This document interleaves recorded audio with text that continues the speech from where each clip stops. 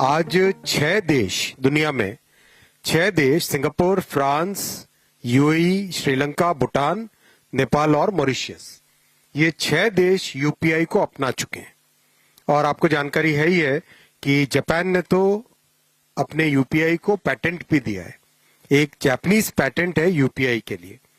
तो ये जो इतना बड़ा इसकी ग्रोथ हुई है पेमेंट्स सिस्टम की, 210 लाख करोड़, अपनी इकोनॉमी करीब 325 लाख करोड़ की है, 210 लाख करोड़ के पेमेंट्स यूपीआई से अभी हो रहे हैं।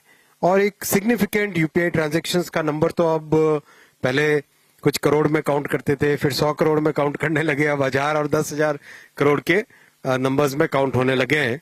तो इस पूरे प्रोसेस को कैसे हमारे यूजर्स पे, कस्टमर्स पे कोई भार ना पड़े, इसीलिए आपको ध्यान होगा 2020-21 के बाद में से यूपीआई में एक नया सिस्टम चालू किया गया था, जिसमें to make sure that the customers don't have to pay any MDR और the small merchants don't have to pay any MDR, एक गवर्नमेंट की तरफ से इंसेंटिव स्कीम क्रिएट की गई थी।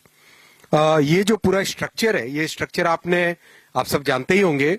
अगर हम किसी भी ट्रांजैक्शन को एनालाइज करें तो कस्टमर जो पेमेंट करता है वो पूरा उसका फ्लो इस तरह से होता है।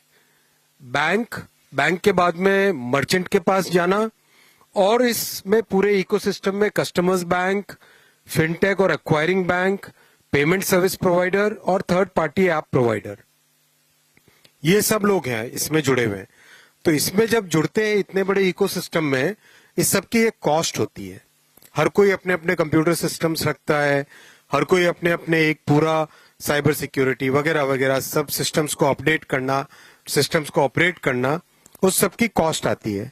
वो कॉस्ट कस्टमर पे नहीं पड़े, इस भावना के साथ प्रधानमंत्री श्री नरेंद्र मोदी जी ने 2020-21 से एक स्पेशल स्कीम चलाकर एमडीआर की कॉस्ट न पड़े कस्टमर्स पे, वो एक सिस्टम बनाया है। उस सिस्टम के चलते जितने इकोसिस्टम के जो पार्टनर्स हैं, उन सब की कॉस्ट को मिनिमाइज करना, फिर एफिशिएंसी मेंटेन करना, उसके लिए एक स्कीम बनाई है। और ये स्कीम आज आगामी वर्ष के लिए भी, अप्रैल टू मार्च FY 25-26 के लिए भी ये स्कीम अप्रूव हुई।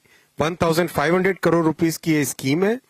And as per this scheme, for all transactions which are person to merchant, जो स्मॉल मर्चेंट्स के पेमेंट्स होंगे अप टू 2000 रुपीज, उसमें कोई ट्रांजैक्शन की कॉस्ट नहीं लगेगी और उनको इंसेंटिव दिया जाएगा।